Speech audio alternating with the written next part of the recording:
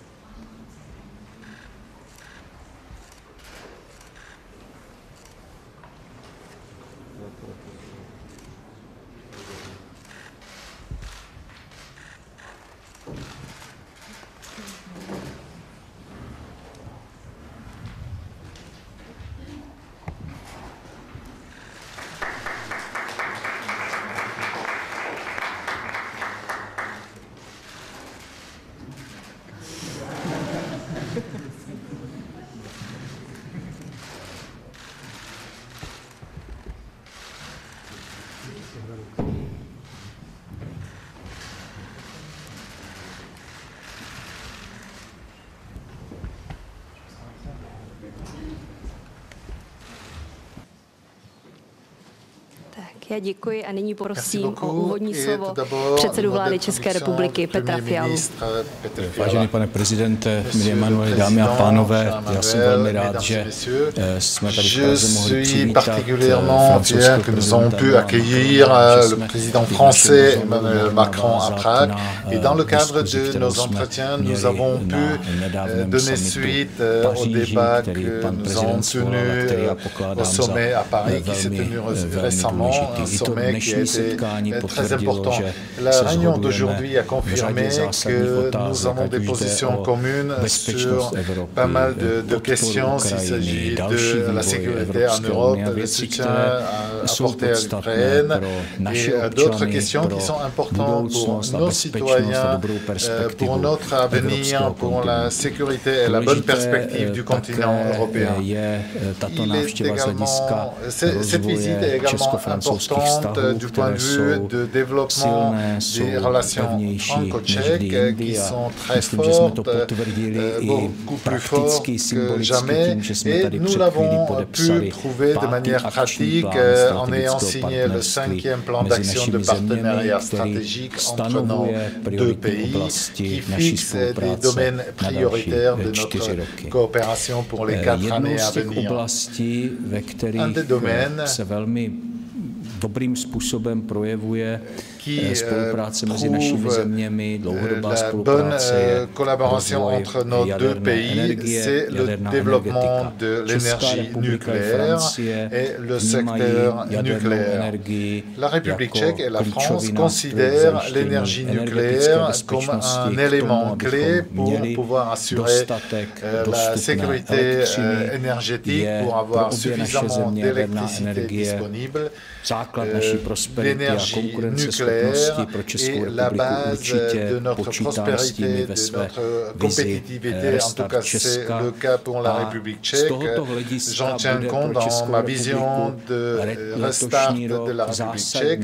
Et c'est pourquoi cette année est pour nous une année clé. Nous allons retenir un fournisseur de notre projet de réacteur dans la centrale de Dukovany. Je me réjouis que la société française EDF participe à l'appel d'offres, améliore son offre et déploie des efforts pour intégrer à ce projet des entreprises tchèques. Bien évidemment, je ne peux pas commenter l'appel d'offres et son déroulement, mais nous sommes mis d'accord qu'il fallait renforcer la coopération entre l'industrie nucléaire tchèque et française. Tout un nombre de projets d'envergure se déroulent. Nous avons évoqué dans le cadre de notre réunion bilatérale des sujets tels que les petits réacteurs modulaires et accélération de leur développement. Nous pouvons avoir beaucoup de résultats en commun et grâce à nos deux pays, le nucléaire de manière générale est beaucoup mieux accepté au sein de l'Union européenne. Je me réjouis également de la position claire et de l'initiative du président français en ce qui est de l'agression russe en Ukraine et en ce qui est de soutien apporté à l'Ukraine. Je me réjouis également de la volonté de la France de soutenir notre initiative de fourniture de munitions provenant des pays tiers à l'Ukraine. Je voudrais profiter de cette opportunité pour pouvoir remercier tous ceux qui contribuent à cette initiative et je me réjouis que j'ai pu présenter cette initiative dans le cadre du sommet qui s'est tenu la semaine dernière à Paris et comme je l'ai déjà dit, c'était une réunion très importante qui a pu fixer des objectifs clairs et des pas concrets afin d'apporter davantage de soutien à l'Ukraine et qui permettra également de renforcer la sécurité européenne. Il faut qu'on en réfléchisse, et Emmanuel Macron le fait, et c'est très important. Il faut qu'on réfléchisse comment aider l'Ukraine dès maintenant pour faire face à cette politique agressive de la Russie. Mais il faut également penser à l'avenir de l'Europe, à l'architecture de la sécurité en Europe, à ce qu'on aura d'ici un mois, d'ici 2 mois, etc. Et comment renforcer notre rôle. Et ce sont des questions très importantes qui ont besoin qu'on travaille dessus, qu'on en coopère. Si j'ai mentionné la sécurité, je dois également rappeler une forte coopération bilatérale que nous avons dans le secteur de l'industrie de défense. Il y a tout un nombre de projets sur lesquels on peut coopérer. On achète les armements César et nous voudrions également que notre industrie d'armement fasse partie des chaînes française. La France achète nos munitions de Selyar Belot à Vlachim et ces projets sont la preuve que ce que nous évoquons ensemble, c'est-à-dire l'initiative de renforcement de coopération dans le secteur de défense au sein de l'Europe. D'autres sujets que je pourrais mentionner dans le cadre de nos relations bilatérales, qui est important pour la République tchèque et pour l'interconnexion au sein de l'Europe, c'est la coopération avec les experts français dans le cadre de préparatifs de nos réseaux de trains à grande vitesse. J'espère que nous allons poursuivre parce que nous avons des plans ambitieux. Je pourrais évoquer également de nombreux autres sujets. Nous avons parlé des domaines de l'éducation, de recherche, de culture. Nous avons pu également évoquer la question hautement discutée du secteur agricole. Mais je n'ai cité que certains des priorités de nos relations parce que les relations bilatérales entre la France et la République tchèque sont très profondes, se développent sans cesse et touchent tous les domaines de la vie société. Je voudrais encore une fois remercier Emmanuel Macron, président de la République française, de sa visite à Prague. Je voudrais vous remercier de soins que vous apportez au développement de nos relations mutuelles et que nous pouvons discuter les sujets qui sont importants non seulement pour nos deux pays, mais pour toute la région de l'Europe centrale et qui sont importants pour l'avenir et la prospérité du continent européen. Merci. Maintenant, Monsieur le Président Emmanuel Macron. Merci beaucoup, Monsieur le Premier ministre, cher Peter, pour ces mots si chaleureux et clairs et pour l'accueil. C'est pour moi-même et ma délégation un grand plaisir d'être à Prague aujourd'hui pour la 3e fois dans mes fonctions. Lorsque, en juin 2022, j'étais venu à Paris, nous avions parlé d'une année franco-tchèque pour l'Europe, point de jonction entre nos deux présidences du Conseil de l'Union européenne qui se succédaient, avec, je crois, un travail que nous avons fait durant cette année si décisive en commun et qui a été utile pour l'unité de l'Europe dans un contexte géopolitique que chacun connaît ici. Nous pourrions parler aujourd'hui d'une année européenne de la République tchèque, puisque ton pays célèbre les 20 ans de son adhésion à l'Union européenne, et quel chemin parcouru. Ce long chemin a conduit à une relation encore plus étroite entre nous et des avancées absolument uniques dans bien des domaines. Ce qui fait que la République tchèque est aujourd'hui, pour la France, un partenaire de confiance au sein de l'Union européenne et un allié précieux au sein de l'OTAN. Nous venons donc de signer le plan d'action pour la mise en œuvre de notre partenariat stratégique. Il a été signé en 2008 et le plan d'action que nous avons signé aujourd'hui structurera la relation et l'approfondira durant les 4 années à venir. Et couvrant ainsi les questions internationales et de défense, les matières économiques, énergétiques ou de transport, les domaines culturels comme scientifiques, ça a été rappelé, c'est un plan d'action large qui, en effet, va nous permettre de continuer d'avancer. Le sujet le plus structurant aujourd'hui pour notre Europe et pour l'un et l'autre est évidemment la guerre d'agression lancée par la Russie contre l'Ukraine. Elle a commencé il y a 10 ans, elle s'est accélérée, intensifiée depuis février 2022.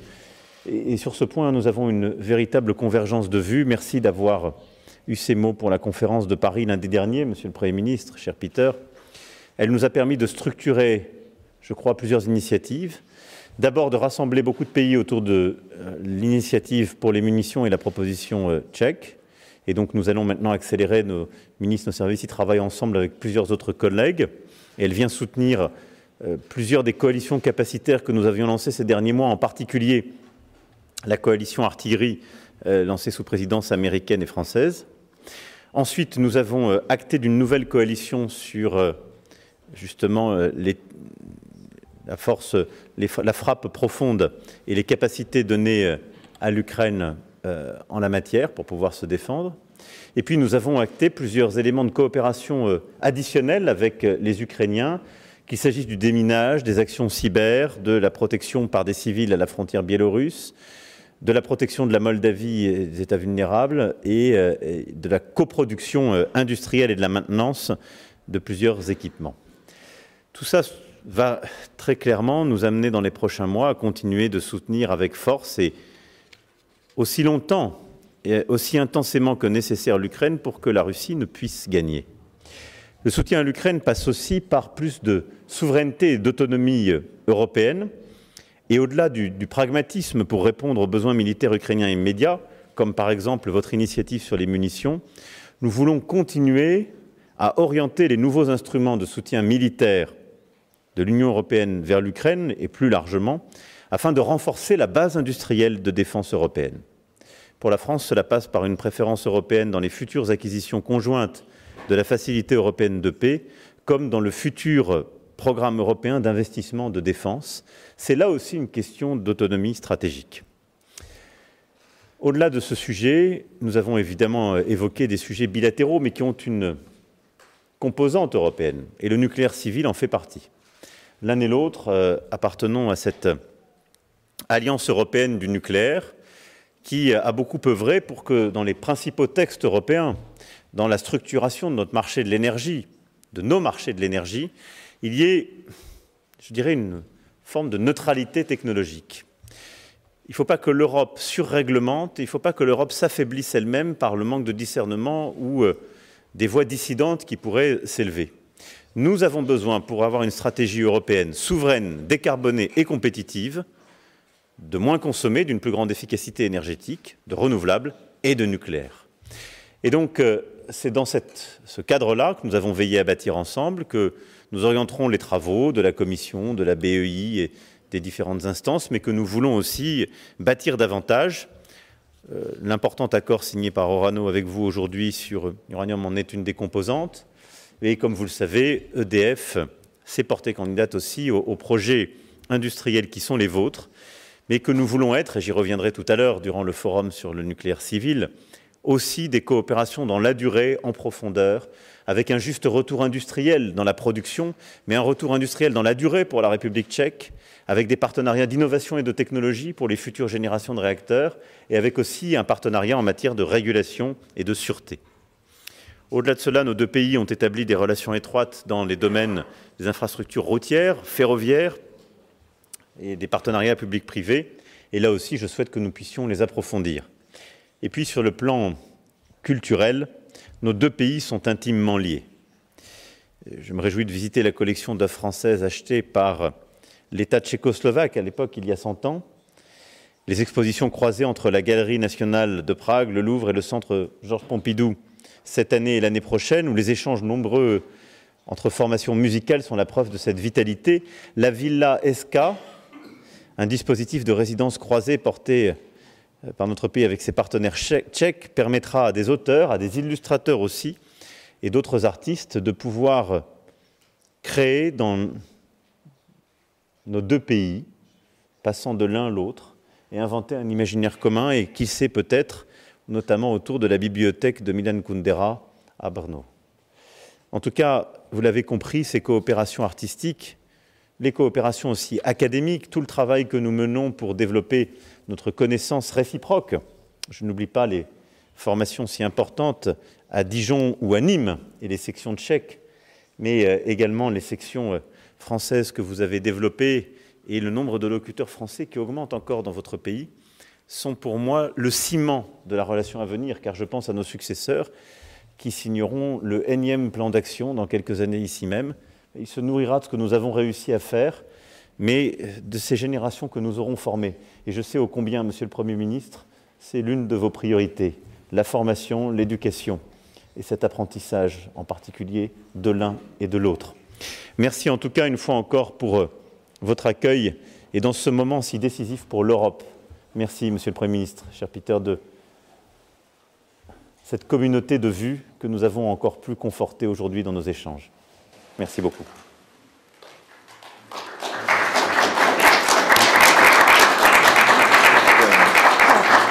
Moc děkujeme a tiskové prohlášení končí. Mějte hezký den. Nashledanou.